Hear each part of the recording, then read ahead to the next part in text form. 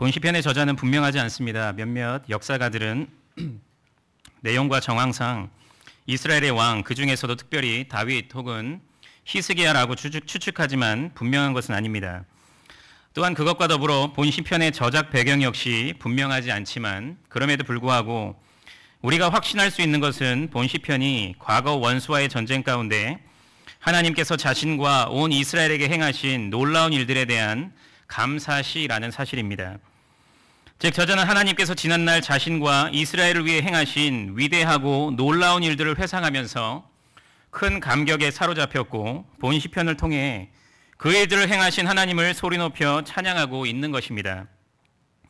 먼저 그는 본문 1절부터 2절에서 온 땅이여 하나님께 즐거운 소리를 낼지어다, 그의 이름의 영광을 찬양하고 영화롭게 할지어다 라고 큰 소리로 선포하고 있습니다. 여기서 그는 온 땅, 곧 온 세상을 향해 그분을 찬양할 것을 명령하고 있는데 그것은 하나님의 영광과 위대하심에 대한 시인의 경외심이 얼마나 컸는지를 잘 보여주고 있습니다. 즉 그는 그분의 영광과 위대하심을 찬양하기 위해서는 자신과 이스라엘 공동체 정도가 아니라 온 세상까지 다 동원되어야 한다고 믿었던 것이었습니다. 그래서 그는 지금 이 찬양에 온 세상을 다 소환시키고 있는 것입니다. 그런데 시는 그 찬양이 또한 큰 즐거움 가운데 올려지는 찬양이 되어야 함을 가르쳐주고 있습니다. 즉 그 찬양은 결코 억지스럽거나 형식적인 찬양이 아니라 온 마음을 다하는 기쁨의 찬양이 되어야 함을 강조하고 있는 것입니다. 그리고 이어지는 본문 3절에서도 앞서와 마찬가지로 하나님을 찬양할 것을 명령하고 있는데 시는 여기서 특별히 그분께서 과거에 당신의 큰 능력으로 행하신 일을 찬양할 것을 명령하고 있고 그 일의 구체적인 내용은 이후에 밝히고 있습니다. 아울러 그는 그 능력이 얼마나 위대한지 그분을 대적하는 자들조차도 복종하게 될 것이라고 말하고 있습니다. 또한 시는 본문 4절에서 또다시 온 세상을 향해 그분의 이름에 합당한 찬양을 올려드릴 것을 재차 명령하고 있습니다. 이처럼 시인은 자신 스스로부터가 하나님을 진정으로 찬양하기를 열망했습니다. 즉 그는 억지와 형식이 아니라 그의 전 인격이 동원된 기쁨의 찬양을 그분께 올려드릴 것을 갈망했던 것이었습니다. 그리고 그것은 자신의 차원에서만 머무르지 않고 온 이스라엘 백성들을 향해 그리고 온 세상을 향해 자신과 같은 찬양을 올려드리라는 명령으로 이어지게 되었습니다. 그리고 이어지는 오늘 본문을 통해 그가 그처럼 하나님을 찬양하기를 갈망했던 이유를 구체적으로 밝히면서 이 시를 읽는 모든 성도들에게 그 찬양에 동참할 것을 촉구하고 있습니다. 그렇다면 이제 2018년이 저물어가는 이 시점에 주어진 본문 말씀을 통해 성도는 왜 하나님께 감사의 찬양을 올려드려야 되는지 함께 살펴봄으로써 감사의 찬양으로 한 해를 마무리하시는 모든 경영의 성도님들이 되시기를 간절히 바랍니다. 첫째로 성도는 하나님께서 지난날 베풀어 주신 구원의 은혜를 생각하면서 감사의 찬양을 올려드려야 됩니다. 본문 5절부터 7절까지의 말씀을 함께 읽겠습니다. 시작. 와서 하나님께서 행하신 것을 보라. 사람의 아들들에게 행하심이 어미하시도다. 하나님이 바다를 변하여 육지가 되게 하셨으므로 무리가 걸어서 강을 건너고 우리가 거기서 주로 말미암아 기뻐하였도다. 그가 그의 능력으로 영원히 다스리시며 그의 눈으로 나라들을 살피시나니 거역하는 자들은 교만하지 말지어다. 셀라. 아멘. 시인은 본문 5절에서 모든 피조물들, 특별히 온 이스라엘 백성들을 향해서 와서 하나님께서 행하신 것을 보라. 사람의 아들들에게 행하심이 어미하시도다 라고 선언했는데 이것은 앞서 그분이 행하신 구원의 역사가 얼마나 놀랍고 위대한 것인지를 진정으로 깨달을 것을 촉구하는 명령입니다. 왜냐하면 그들은 그 기적적인 구원의 역사에 대해서 날마다 읽고 듣고 묵상했음에도 불구하고 그것이 너무 익숙해져 버린 나머지 그것에 대한 감흥과 감동을 잃어버렸기 때문이었습니다. 그래서 그는 그들에게 그것을 다시금 상기시키면서 그 감동과 감흥을 회복할 것을 촉구하고 있는 것입니다.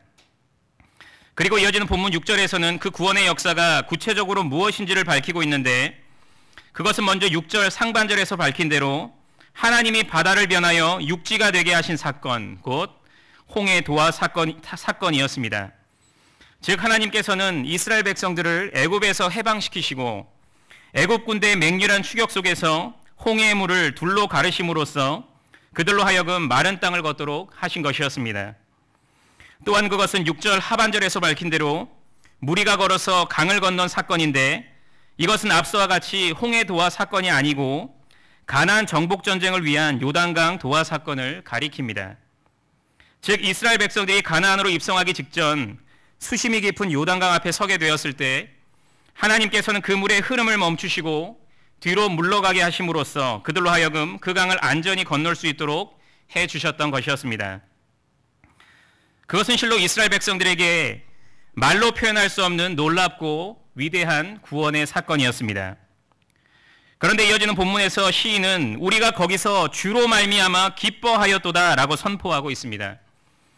즉 그는 그들이 기뻐했다라고 하지 않고 우리가 기뻐했다라고 했던 것입니다. 다시 말해서 그 기쁨이 단순히 이스라엘 선조들의 기쁨일 뿐만 아니라 또한 우리의 기쁨이다라고 선포하고 있는 것입니다. 그렇다면 시인은 왜 그 과거의 기쁨에 자신들을 동참시키고 있는 것이겠습니까? 그것은 시인이 바로 그 구원의 하나님께서 자신의 하나님이 되심도 굳게 믿었기 때문이었습니다. 즉 그는 하나님께서 언약에 신실하신 하나님으로서 당신의 사랑하는 자녀들을 끝까지 보호하시고 인도하신다는 사실을, 그리고 무엇보다도 구원하신다는 사실을 굳게 믿었던 것이었습니다. 그래서 그는 그 사건을 회상하며 그처럼 기뻐할 수 있었습니다. 그것이 그에게 큰 위로와 용기와 힘이 되었습니다. 그리고 그는 그 기쁨에 사로잡혀 이어지는 본문 7절에서 그가 그의 능력으로 영원히 다스리시며 그의 눈으로 나라들을 살피시나니 거역하는 자들은 교만하지 말지어다 셀라라고 선언했습니다.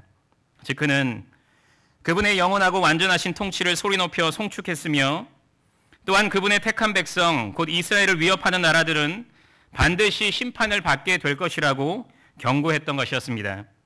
이처럼 시인은 하나님께서 앞서 이스라엘에게 행하신 구원의 사건을 회상하면서 큰 기쁨이 넘치게 되었습니다.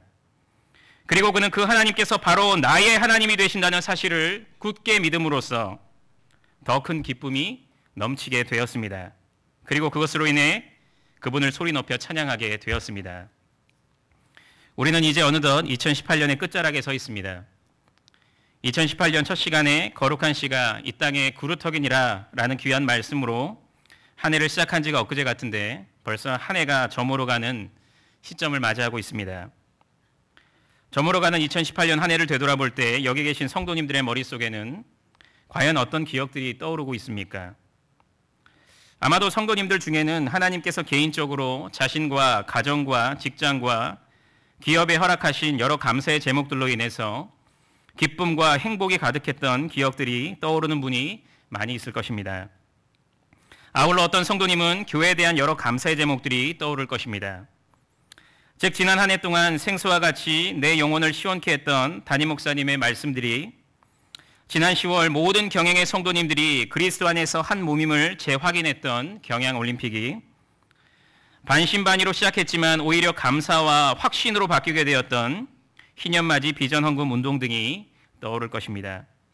그래서 지금 이 순간에도 그때만 생각하면 절로 웃음이 나고 마음이 뭉클해질 것입니다. 만약 그렇다면 이 시간 다시금 하나님께 감사의 찬양을 올려드리시기를 바랍니다. 왜냐하면 그것은 두말할 필요 없이 하나님께서 여러분에게 베푸신 은혜의 선물들이기 때문입니다. 하지만 제가 믿기로 성도님들 중에 또 많은 분들은 그 기쁨 속에 가려진 인생의 여러 아픔들로 인해 눈물을 흘리고 탄식했던 기억이 떠오르는 분도 있을 것이라 생각됩니다.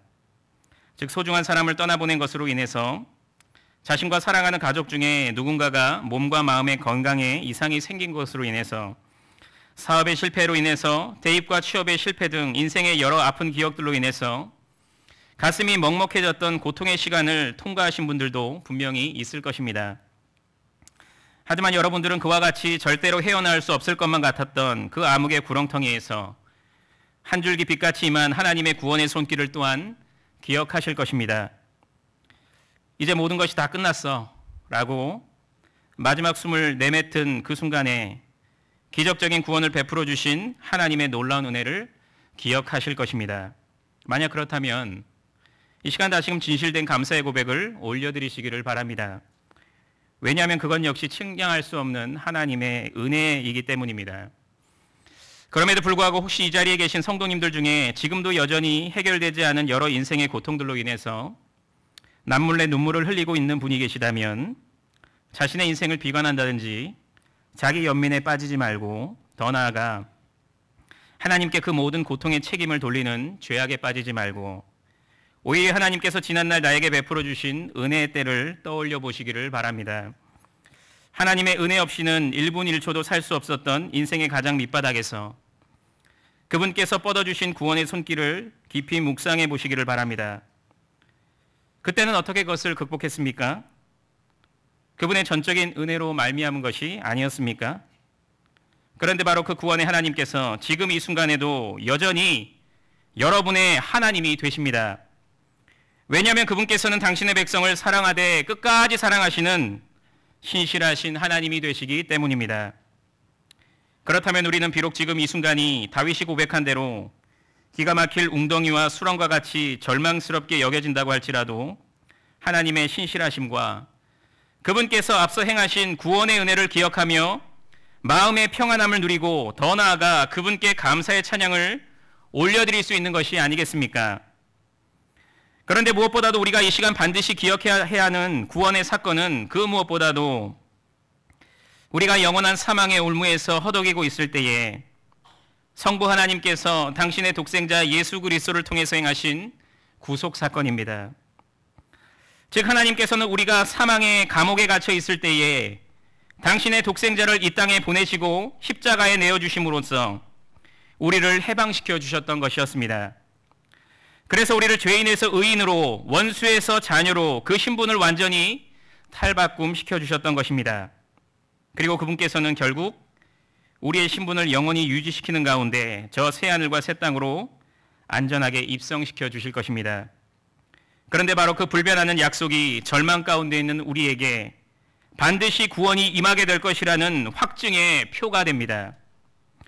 그러므로 우리는 그 구원을 굳게 붙잡는 가운데 이 시간을 인내로 이겨내야 할 뿐만 아니라 더 나아가 앞으로 반드시 경험하게 될 그분의 구원을 확신하는 가운데 감사의 찬양을 올려드려야 됩니다. 지금까지 베풀어 주신 놀라운 구원의 은혜에 감사하시고 또한 비록 여전히 나의 현실은 감사보다는 슬픔과 원망과 불평이 더 자연스러워 보이는 현실이라고 할지라도 하나님께서 과거에 나에게 베풀어 주신 여러 도움의 손길들 그리고 무엇보다도 예수 그리스도를 통한 구원의 은혜를 되새겨 보심으로써 위로를 얻으시고 더 나아가 그분의 도우심의 손길을 또다시 소망하심으로써 그분께 감사의 찬양을 올려드리시는 성도님들이 되시기를 바랍니다. 둘째로 성도는 하나님께서 지난날 고통의 시간을 통해 나의 믿음을 더욱 성숙시켜 주셨음을 확신하면서 감사의 찬양을 올려드려야 됩니다. 본문 8절부터 15절까지의 말씀을 함께 봉독하겠습니다. 시작. 만민들아 우리 하나님을 송축하며 그의 찬양 소리를 들리게 할지어다. 그는 우리 영혼을 살려두시고 우리의 실족함을 허락하지 아니하시는 주시로다. 하나님이여 주께서 우리를 시험하시되 우리를 단련하시기를 은을 단련함같이 하셨으며 우리를 끌어 그물에 걸리게 하시며 어려운 짐을 우리 허리에 메워두셨으며 사람들이 우리 머리를 타고 가게 하셨나이다. 물을 통과하였더니 주께서 우리를 끌어내사 풍부한 곳에 들이셨나이다. 내가 번제물을 가지고 주의 집에 들어가서 나의 서원을 주께 갚으리니 이는 내 입술이 낸 것이요 내 환난 때에 내 입이 말한 것이니이다. 내가 수량의 향기와 함께 살찐 것으로 주께 번제를 드리며 수소와 염소를 드리리이다. 셀라. 아멘. 시인은 본문 8절에서 만민들아 우리 하나님을 송축하며 그의 찬양 소리를 들리게 할지어다 라고 선포하면서 또다시 이 세상의 모든 사람들에게 하나님을 찬양할 것을 명령하고 있습니다. 그리고 그는 이어지는 본문 9절에서 그들이 하나님을 찬양해야 되는 이유를 설명하고 있는데 그것은 곧 그분께서 우리 영혼을 살려두시고 우리의 실족함을 허락하지 아니하시는 주가 되시기 때문이었습니다. 즉 하나님께서는 원수의 공격으로 인해 죽음의 위협 가운데 있던 자신들의 생명을 살려주시고 그 생명을 안전히 보존시켜 주셨던 것이었습니다.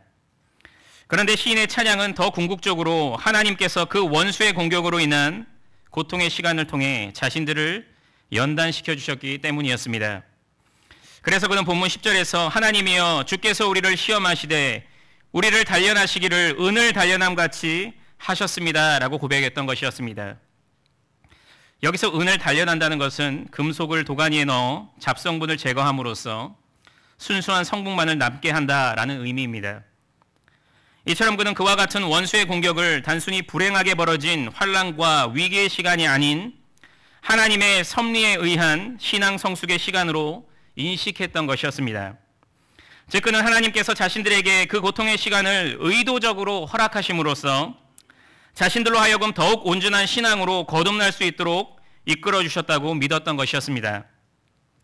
그리고 그는 이어지는 본문 11절부터 12절에서도 그 하나님의 연단의 섭리를 또 다른 비유로 설명하고 있습니다. 즉 그는 자신이 당한 고통의 시간을 사냥꾼의 그물에 걸리는 것으로, 무거운 짐을 지는 것으로, 적군이 자신들의 머리를 짓밟고 지나가는 것으로, 불과 물을 통과하는 것으로 묘사하고 있는 것입니다. 그런데 그는 그것을 어디까지나 하나님께서 자신들을 풍부한 곳에 들이시기 위해 사용하신 필수적인 섭리의 과정으로 믿었습니다. 다시 말해서 그는 그 고통의 시간을 하나님께서 자신들을 더욱 온전한 모습으로 빚어가시는 은혜의 시간으로 확신했던 것이었습니다. 그래서 그는 그 하나님의 오묘한 섭리에 감사하는 가운데 이어지는 본문 13절에서 내가 번제물을 가지고 주의 집에 들어가서 나의 소원을 주께 갚으리니 라고 고백하면서 성전에 들어가 감사의 제사를 기꺼이 드리고자 했던 것이었습니다. 그리고 이어지는 본문 14절에서는 그가 그와 같이 감사의 제사를 드리기를 소원했던 이유를 밝히고 있는데 그것은 곧 이는 내 입술이 낸 것이요 내 환난 때에 내 입이 말한 것이기 때문이었습니다. 즉 그는 이스라엘이 당한 환난 날에 하나님의 구원을 굳게 확신하면서 감사의 제사를 드릴 것을 서원했던 것이었습니다. 그리고 이어지는 본문 15절에서는 그가 드릴 희생제물의 내용을 구체적으로 언급하고 있는데 그것은 곧 수량과 수소와 염소였습니다. 즉 그는 가장 귀하고 좋은 것으로 하나님께 감사의 제사를 드리기를 소원했던 것이었습니다. 이처럼 시인은 자신들이 처한 적의 위협 그리고 그로 인한 생명의 위협을 결코 불행으로 여기지 않고 자신들의 신앙을 성숙시키기 위한 하나님의 주권적인 섭리의 은혜라고 생각했습니다. 그래서 그는 그 극심한 고통의 현장 속에서도 끝까지 인내할 수 있었으며 지금 이 순간 하나님께 감사의 찬양을 올려드릴 수 있었습니다. 오늘의 도전은 내일의 영광의 저자인 강영우 박사님은 중학교 시절 사고로 실명하고 얼마 지나지 않아서 모친과 누나까지도 잃게 됨으로써 맹인 고아로서의 고달픈 삶을 살아가게 됩니다. 즉 그는 여전히 맹인에 대한 부정적인 시각이 팽배했던 1960년대 한국 사회에서 온갖 서름을 겪으며 살게 되었던 것입니다. 하지만 이후 하나님께서는 박사님의 삶을 선하게 인도해 주셔서 연세대학에 입학하여 차석으로 졸업하게 하시고 미국 유학의 길도 허락해 주셔서 결국 미국 백악관 국가장애위원회 정책 차관보 그리고 UN 세계장애위원회 부의장 겸 루즈벨트 재문고문으로 섬기게 하심으로써 세계 장애인의 복지 향상을 위해 헌신하는 값진 삶을 살게 하셨습니다. 그런데 강영우 박사님은 그의 자서전에서 자신의 힘들었던 청소년 시절을 회상하면서 이렇게 고백했습니다. 하나님은 나의 눈을 가져간 대신 나에게 너무나 많은 것을 주셨다. 실명을 하기 전 나는 딱히 세상을 살아가는 목적이 없었다. 원대한 꿈을 가지고 세상에 나아가 이 세상을 더 아름다운 곳으로 만들겠다는 생각 같은 것은 해본 적이 없었던 것이다. 그런데 실명을 하고 나서야 나는 꿈을 가졌다. 그때서야 온전히 하나님의 도구로 살아가야겠다는 생각이 들었다. 라고 말했습니다. 이처럼 하나님께서는 박사님으로 하여금 상상할 수 없는 고통의 시간을 통과하게 하심으로써 단순히 그의 삶만을 축복하신 것이 아니라 무엇보다도 그의 믿음을 더욱 성숙시키셨습니다. 그래서 그로 하여금 주신 달란트를 선용하여 남은 평생의 삶을 자신이 아닌 오직 하나님을 위해 헌신하도록 만드셨습니다. 그런 의미에서 그가 앞을 보지 못한 것은 결코 불행이 아니라 오히려 축복이었던 것입니다. 이처럼 하나님께서는 이번 한 해도 어김없이 우리의 삶 속에서 모든 것을 합력하여 선을 이루어 가셨습니다. 즉 그분께서는 우리에게 일어난 일들 중에 그저 기분 좋고 즐겁고 행복한 일들만을 통해서 선을 이루어 가신 것이 아니고 고달프고 힘겹고 고통스러운 일들을 통해서도 선을 이루어 가셨습니다. 여기서 합력한다는 것은 동원되고 수단으로 사용된다는 의미이고 선을 이룬다는 것은 넓은 의미에서는 구원의 완성을 의미하지만 좁은 의미에서는 신앙의 성숙을 의미합니다. 따라서 이번 한 해 동안 우리에게 일어난 여러 고통의 시간들은 우리의 구원의 완성을 위해 그리고 무엇보다도 우리의 신앙의 성숙을 위해 절대로 없어서는 안 되는 은혜의 시간들이었던 것입니다. 그러므로 우리는 한 해를 정리하는 가운데 그 고통의 시간들을 떠올리면서 그저 고개를 절레절레 흔드는 것이 아니고 그 시간만 나에게 일어나지 않았더라면 참 좋았을 텐데 하면서 아쉬워하는 것이 아니라 오히려 그 시간을 통해 내가 더욱 정결한 그리스도의 신부요 더욱 충성스러운 그분의 제자로 변화되었음을 확신하는 가운데 하나님께 감사의 찬양을 올려드릴 수 있어야 합니다. 왜냐하면 비온 뒤에 땅이 굳는다라는 속담처럼 우리는 여러 인생의 풍파를 통과한 이후 더욱 견고한 신앙을 소유하게 되었기 때문입니다. 더욱 하나님을 사랑하게 되었고 더욱 그분만을 의지하게 되었으며 더욱 그분만을 위해 살게 되었기 때문입니다. 더욱 교회 중심의 삶을 살게 되었으며 더욱 말씀에 순종하게 되었기 때문입니다. 지난 한 해 동안 겪었던 인생의 모진 풍파들이 하나님께서 나의 신앙을 더욱 성장시키시고 성숙시키시기 위한 필수 훈련 코스였음을 확신함으로써 그분께 감사의 찬양을 올려드리시는 성도님들이 되시기를 바랍니다. 셋째로 성도는 하나님께서 내 기도에 신실하게 응답해 주셨음을 기억하면서 감사의 찬양을 올려드려야 합니다. 본문 16절부터 20절까지의 말씀을 함께 봉독하겠습니다. 시작.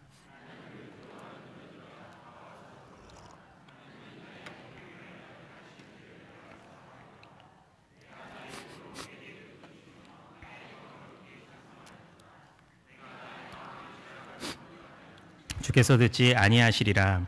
그러나 하나님이 실로 들으셨으며 내 기도 소리에 귀를 기울이셨도다. 하나님을 찬송하리로다. 그가 내 기도를 물리치지 아니하시고 그의 인자하심을 내게서 거두지도 아니하셨도다. 아멘.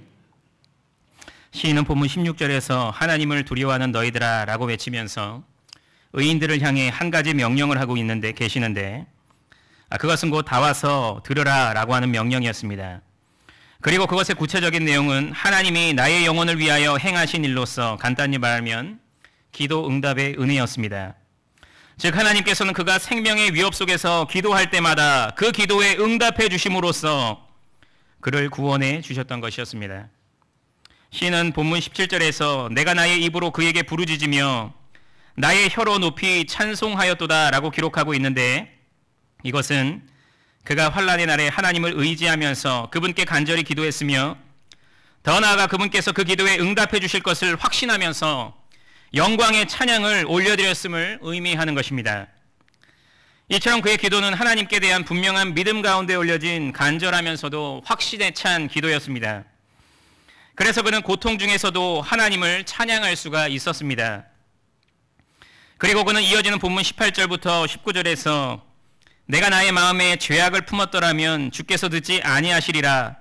그러나 하나님이 실로 들으셨으며 내 기도 소리에 귀를 기울이셨도다 라고 했는데 이것은 그가 하나님께 드린 기도는 그분께 대한 진정한 믿음 안에서 드려진 기도였기 때문에 그분께서 그 기도에 응답해 주셨음을 강조하는 표현입니다. 한편 그는 본문 20절에서 또다시 자신의 기도에 응답해 주신 하나님을 찬양하고 있는데 그것은 곧 하나님을 찬송하리로다. 그가 내 기도를 물리치지 아니하시고 그의 인자하심을 내게서 거두지도 아니하셨도다 라는 감격의 고백입니다. 즉 그는 하나님께서 자신의 기도를 하나도 멸시하지 않으시고 들어 응답해 주심에 감사했던 것이었습니다.